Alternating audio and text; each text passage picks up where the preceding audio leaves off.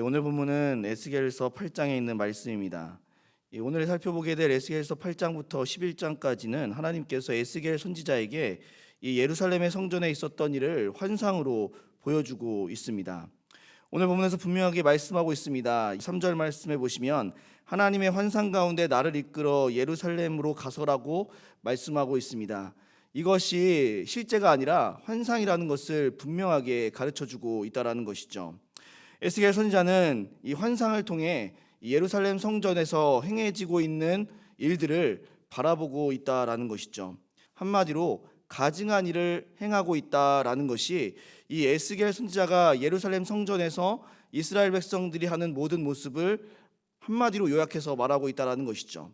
오늘 본문에서도 무려 5번이나 가증한 일이다라는 것을 말씀하고 있는데 6절 말씀에 다른 큰 가증한 일을 보리라라고 말씀하고 있고 9절에 거기에서 행하는 가증하고 악한 일을 보라라고 말씀하고 있으며 13절에 다른 큰 가증한 일을 보리라, 그리고 15절에 너는 또 이보다 더 큰 가증한 일을 보리라, 17절에 유다 족속이 여기에서 행한 가증한 일을 적다 하겠느냐라는 말씀을 통해서 무려 5번이나 하나님께서는 예루살렘 성전에서 이루어지고 있는 모든 행동들이 가증하다라는 것을 분명하게 말씀하고 있다라는 것이죠.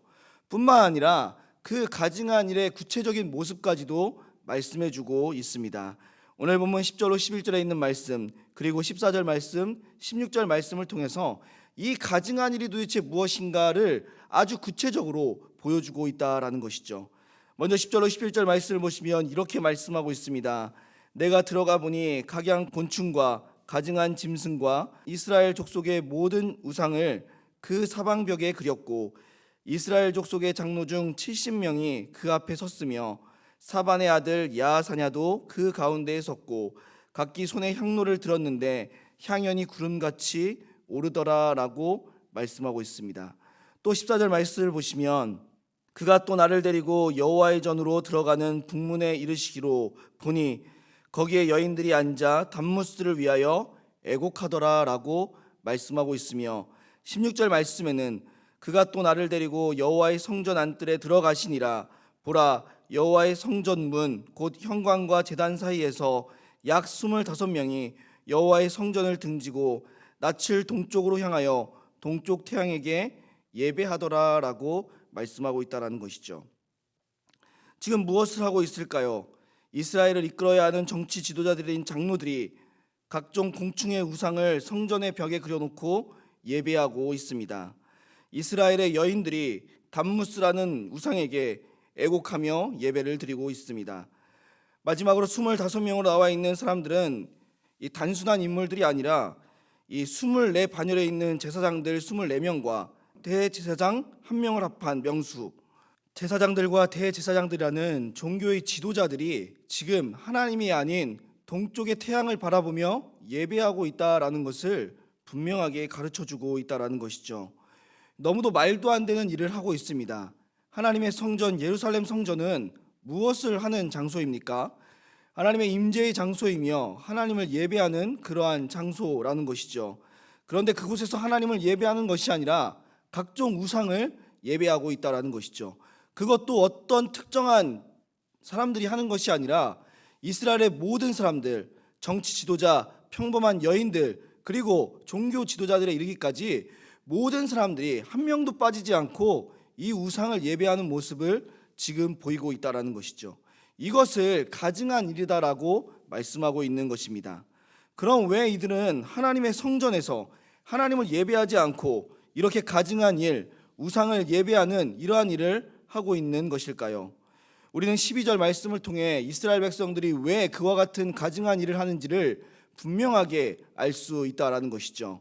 또 내게 이르시되 인자야, 이스라엘 족속의 장로들이 각각 그 우상에 방한 어두운 가운데에서 행하는 것을 보았느냐? 그들이 이르기를 여호와께서 우리를 보지 아니하시며 여호와께서 이 땅을 버리셨다 하느니라라고 말씀하고 있다라는 것이죠. 하나님의 성전에서 하나님이 아닌 우상을 예배하는 이유가 무엇이라고 말하고 있습니까? 한마디로 이런 것이죠. 하나님께서 우리를 버리시지 않으셨습니까? 하나님께서 우리의 기도를 들으시지 않으시지 않습니까? 하나님께서 우리를 외면하고 있지 않습니까? 그러니까 우리가 우상을 예배하는 것 아니겠습니까? 우상을 신뢰하며 우상을 바라보는 것 아니겠습니까? 라고 말하는 것이 지금 이스라엘 백성들이 가지고 있는 마음이라는 것이죠. 하지만 이스라엘 백성들은 그 이야기를 하기 이전에 먼저 자신들의 죄악이 무엇인지를 인정하고 자각하는 모습이 필요했다라는 것이죠. 이러한 모습은 어떠한 모습이라고 할 수 있는 것입니까? 자신들이 잘못했음에도 불구하고 자신들은 잘못한 것이 없고 하나님 때문이다라고 화를 내고 있다라는 것이죠. 그렇습니다. 지금 이스라엘 백성들은 자신들의 죄악을 하나님의 책임으로 돌리고 있다라는 것입니다. 그러니까 우상을 숭배하면서도 떳떳하게 하나님의 성전에서 우상을 예배하고 있다라는 것이죠. 우리도 우리가 죄를 지으면 우리의 잘못이라고 말하는 것이 필요한데 우리의 잘못이라고 인정하지 않을 때가 많이 있다라는 것이죠. 사회가 문제라고 말하고 환경이 문제라고 말하고 부모가 문제라고 말하고 다른 친구들이 문제라고 말합니다. 절대로 우리의 잘못이라고 인정하지 않습니다. 절대로 우리의 죄악이라고 인정하지 않습니다. 모든 것이 사회 탓이고 모든 것이 다른 사람 탓이고 모든 것이 부모 탓이라는 것이죠. 하지만 우리가 그 죄악을 인정하지 않고 회개하지 않고 남 탓을 하게 되면 오늘 본문의 이스라엘 백성들처럼 되어진다라는 것이죠. 하나님 앞에서 하나님의 임재의 상징인 성전 앞에서도 우상을 예배하면서도 정말 하나님께서 보시기에 거북하실 정도의 가증한 일을 행하면서도 자신들은 잘못한 것이 없다라고 말하는 그와 같은 일들을 우리도 충분히 할 수 있다라는 것을 생각할 수 있어야 한다는 것이죠. 죄인 줄 아는 사람은 이렇게 행동하지 않습니다. 우리가 죄를 인정하지 않고 하나님 탓, 다른 사람 탓하는 순간 우리는 우리의 죄의식이 무너져 하나님 앞에서 가증한 일을 하면서도 부끄럽지 않게 생각하는 죄악을 계속해서 범할 수 있음을 생각할 수 있어야 한다는 것이죠. 사랑하는 우리 성도님들, 오늘 본문의 이 말씀이 우리에게 주시는 교훈은 한 가지입니다. 죄를 지었으면 죄에 대한 회개와 인정이 있어야 한다는 것이죠. 죄에 대한 자각과 의식이 있어야 합니다. 하나님은 죄를 지었을 때 그 죄를 인정하고 하나님께 용서를 구하며 나아가는 사람을 더 좋아하신다는 사실을 기억할 수 있어야 한다는 것이죠. 왜 그렇습니까? 우리는 완벽한 사람이 아니기 때문에 그렇다라는 것이죠. 우리는 언제든지 죄를 지을 수 있고 우리는 언제든지 넘어질 수 있습니다. 문제는 무엇입니까?